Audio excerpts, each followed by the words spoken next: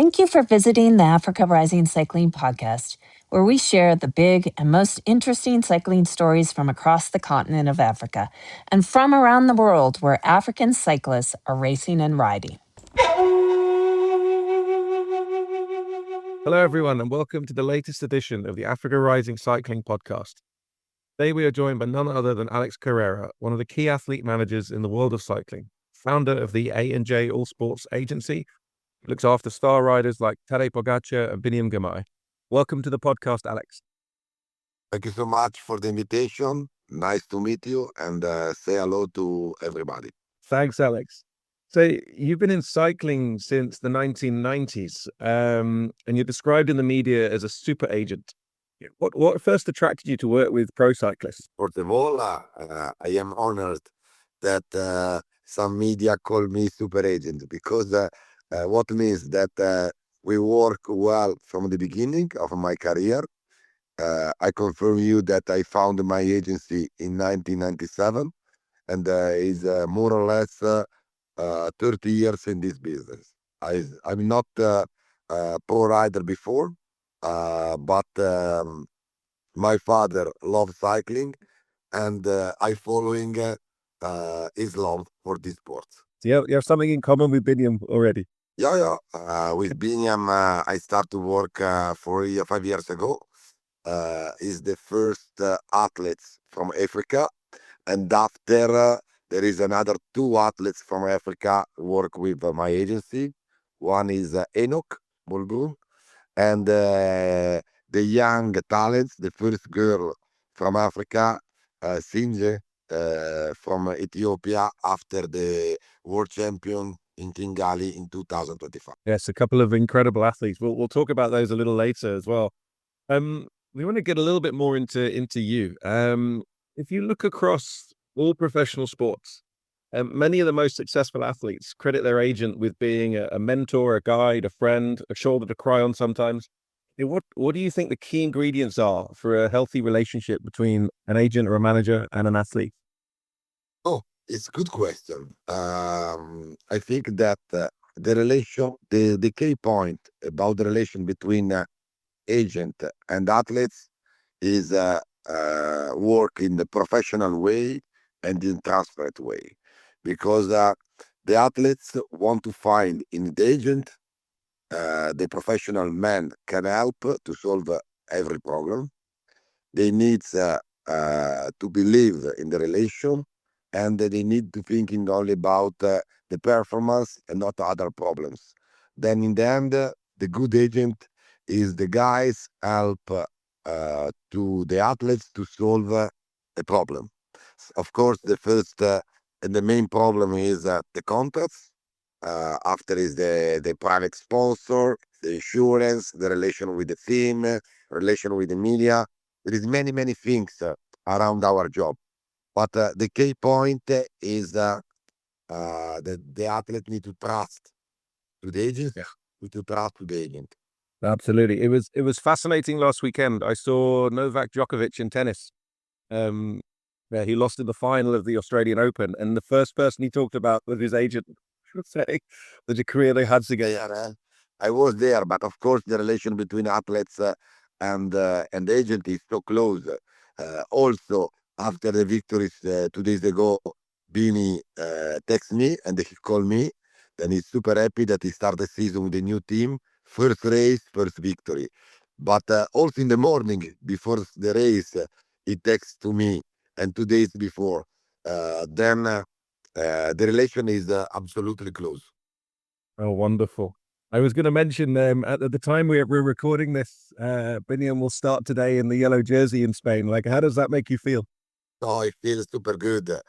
He know that he lose the jersey during the TT, but it doesn't matter. It's most important that the first opportunity to try to take a victory with the new teammates, new team, he take. Then it's the most important. No? When you start well, everything after go well. And also the teammates believe in him, the sponsor, the management, and so on. Then the most important that when the athletes is happy, the agent is happy, and the team is happy. Then we are really satisfied about the choice of the team. It's not easy after what happens last year in Intermarché, but in the end, everything will be good. Absolutely. And so you mentioned you've known Binny for 5 years or so. Like, what did you see in him when you first came across him? The first time that I see him is in Leguiglia in one race 1.1 in Italy. And I remember that he was second the first year. I think it's only the second or third race in the pro category after Ciccone that he's arrived alone. Then I am surprised because he rode with a small team in France. I take some information with one of my riders in the same team, and they put me in connection 1 month later in Coppi Bartali. We take a coffee together. I explain my project around him. He told me that he's alone without any agent, and we start to work together. And after I help him, I remember well in the world champion in Belgium when he was under 23 because he have not any support from the cycling clothing. I find one company in Italy can support Eritrea, and he take a silver medal in the world champion. Then is also another step, step by step. I move from Delco to Intermarché in World Tour, and now from Intermarché to NSM. Fantastic. It's a great transition to see him. And as you say, NSN must be, their social media has exploded in the last few days here. And also there's a huge Eritrean presence on social media. So that team is about to get the full effect, I think, is Yeah. the amazing But band. what I think about Bini is one of the star of cycling. For me, is the black pearl. And in the end, you already write the story of cycling because is the first rider from Africa take a medal in the world champion. Is the first rider won the Belgium Classics. Is the first rider won stage in Giro. Is the first rider won pre-stage in one edition in Tour de France, and the first rider won the point jersey in the end of the tour. Then he already write many page in the African cycling story, but I'm sure that this story need to write another more. Absolutely. And he's only 25. So I think there's lots more time for him. Yeah. So let's go back in history a little bit. 1 minute past 5 on the 1st of July, 2024 in Torino. We've just seen Biniam win stage 3 of the Tour de France, the first Black African, and in fact, the first Black man in history to do that. Can you try and share a little bit how you felt at that moment? And also, the enormity of that moment must have hit your professional brain at the same time as well. So how did that happen? First of all, I remember very well in the morning because this stage start in Piacenza and the finals is in Torino. And I was in the start close to his bus, and I am in the start with my daughter. My daughter is only 10 years old, and we speak together, me and Beanie and my daughter, and Beanie say, Linda, because it's the name of my daughter, today, if I want, I give you a present. And in the end, he won the stage in the incredible way, and I am super happy, not only for him, for his team, and for me, but for all fans of Africa, because this victory show that if you believe, if you have a talent, but if also work very hard, you can take your dream. Yeah, absolutely. And I think there's an echo in there as well, because I remember talking to Biniam maybe 2 years ago when he said in 2015, when Daniel Tekla got the King of the Mountain jersey, Yeah, he was in a cinema in Asmara with his father, and he was deciding to pick up either a footballer or a cyclist. Seeing Daniel said, "Nope, I'm going to be a cyclist." sure. I think that sometimes the story there is also the karma, no? Then many people thinking that our history already written from the God. I don't know if it's true or no, but for sure, this story is amazing. That's incredible. And then let's talk about Binny. So, 10 days after he won that stage, I was interviewing him in the media zone in Villeneuve-sur-Lot, when he just won his third stage. And he comes across very humble, very genuine. And I was told when he was on the podium, he said a prayer for Desiet Kidan Takeste. She was the Eritrean cyclist killed in 2021. And he said something along the lines of, "We did it." Um, how would you describe his character? Oh, he's a really nice guy. But for me, the most important thing is that he's really human. And after the life is changed in the last 4 years, because of course he's one of the star of cycling, then his salaries grow a lot, but he never changed his mind. He's the same guy that I met the first time in Coppi Bartali in 2020 or 2021, and I forgot the exactly here. What means that the success, the life is changed, but the internal is the same guy that I met him the first time. And also his wife, then is a really special guy. Perfect. And I assume you've helped him a lot with that transition as well, because you always hear about athletes in that, well, anyone that becomes famous, it's a huge change in their lifestyle and their friend group and their family. And I assume you've been a guide for him in the Yeah, process. it is not change. Of course, when he's in Belgium, in Netherlands, in France, there is many fans around him. Then he need also to be to put a small wall, no, to protect his privacy. But in the end, for me and for the guys live around him, is totally the same guys than 10 years ago. Oh, that's wonderful to hear. I mean, it's always amazing at Tour de France to see the Eritrean fans at the bus. There's always hundreds. I was there, I can't remember which stage it was, and they brought speakers and music and food, and they just had a party. And the boss of the team came out and said, "Look, Binny left like 2 hours ago." Guys, like, doesn't matter. We're just gonna have a party at the Intermarché bus. In the end, if you enjoy your job, for sure you have a more opportunity to take results, no? But not only cycling, also in the life. Also for you, no? You love uh, your job, and for sure you have a lot of satisfaction when you speak with many people about Africa, about sports, about many things.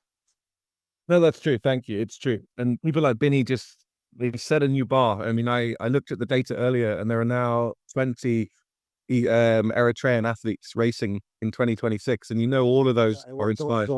I want also add something about Enoch. Enoch, example, is another characteristic. Is all the time have the big smile on the face when he go on the bike, when he ride, when he fight on the, and is the is great point because also Absolutely. Enoch, yeah, Enoch, he start in the small team after he come back to continental team. I find another solution to come in Bardiani and now in World Tour. But all the time when he's in the top team in the world, when he won, when he lose, he fight with a smile. And for Yes, me, he's a lovely guy. he's lovely guy. Yeah, absolutely. And also Enoch have the great talent. Every time he take his opportunity. In Astana love him. The sport director love him. The coach love him. Why? Because he's nice guys and enjoy when he ride on the bike. Yeah, it's so true. I talk to Henok quite regularly. Yeah, there's a joy in the sport with him, which I think will do him very well. I'm Maybe you agree. I think 2026 is a year for Henok. Like he's been growing very well the last couple of years, but I'm hoping this year is the year, Yeah, Grand Tour starts maybe. yeah. I think that Enoch already showed that out of Europe, it take a lot of results in Africa, in Asia, in Oman, in China, and so on. Sometimes also Europe. But this year is the right season to grow, also take results in Europe race. In any case, it's confirmed in the last 2 years that he is in the top 100 rider in UCI ranking, and this is a great value. And about Sige, the super young talent from Ethiopia, now have 3 years contract with Kenyon in Devo, and after his future is for World Tour. He need to phone to listen the sport director and the other athletes in her team, but I am sure that he have the great passion, super big talent, and if will continue to grow year by year, one day we have also in woman cycling a great star. Yes, absolutely. I wanted to talk about Siga a little bit because we first came across her maybe a year and a half ago when she was 17. Yeah. Yeah, no, actually before Tour of Tigray. I think he'd won every race, I think 17 races in a row or something like this. And a friend of ours in Ethiopia said, you need to take a look at this rider. She was on the Mesfin engineering local team. And the funny thing is, the first thing we saw of her, and I'll tell you a story about this because it's quite a nice circle, is that she was obsessed and still is with Tadej Pogacar. Yeah, I know. And we were sent, I think it was 15 photos, and it was 15 of her wins, but it was 15 Pogacar celebrations. She copied him in every celebration. I remember when the presidents of UCI, David Lapartier, and the vice president, Amina, introduced Sige to today after one stage of Tour de France. I don't remember exactly which is the stage, but I cannot forget. Is great for all parties, and is the great opportunity for cycling to show that cycling is global year by year more, and is global because the presidents, the vice presidents, and the board of UCI work in this direction. It is so important give with the school in Egle this opportunity to these athletes. And after in the world champion in Kigali, all teams, all manager see with their own eyes the great talents of Sige. Yeah, absolutely. I love the fact that Pogacar threw his flowers to her, not knowing that she was his biggest fan. It was a beautiful moment. That is the number one in many feats, not only on the bike, also out of the bike. Yeah, exactly, exactly. So finally, we try and help a lot of African athletes in making themselves more appealing to agents and teams. We help them get their pro cycling stats buyers in good shape with their photos, Strava, Training Peaks, social media, things like this.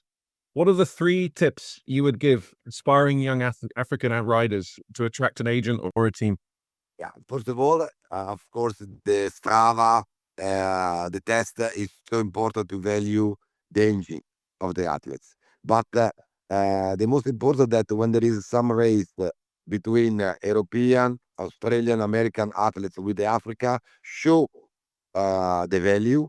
And now the only key point that they need to improve some African riders is drive better on the peloton. Because when they are alone, there is no double because they have the great talent, the great potential. But Yeah. also in Rwanda is one important race now, and other race around the world. And of course, if the opportunity to come in Europe after 18 years old is so important because also juniors category they can ride on the peloton in different way, and the European staff can teach the African athletes to improve also when they ride on the bike in the peloton. This is the key point. But of course, every season we try to find a new athletes, the new talents. Then now we have only 3 athletes from Africa, but I am sure that in the future, ING All Sports and me and my talent scout can help also other African rider to arrive in the Gotha of cycling. Excellent. We hope so too. There's actually, we just announced last night, there are 110 African men and women in World Tour Pro Ponti and Conti teams for 2026. So we hope among that group, there'll be some gems for you guys to take a look at. Many thanks for your time, Alex. It's super helpful. We'll see you at the races. Enjoy and say hello to all African riders and good luck for the career. We hope you enjoyed today's episode of the Africa Rising Cycling Podcast. Please do keep an eye on all our Africa Rising Cycling social media channels for more news and stories, and we look forward to welcoming you back for another episode very soon.